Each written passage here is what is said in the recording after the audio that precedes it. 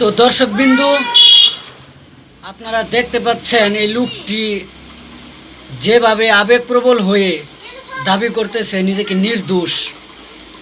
তো আপনাদের কাছে কি মনে হয় যে তার এই ফাঁসির আদেশটা কি সত্যিই অবিচার করা হয়েছে তার উপর, নাকি সে মিথ্যা বলতেছে? আপনাদের কাছে কি মনে হয় তার এইরকমভাবে বলা শোনার পর?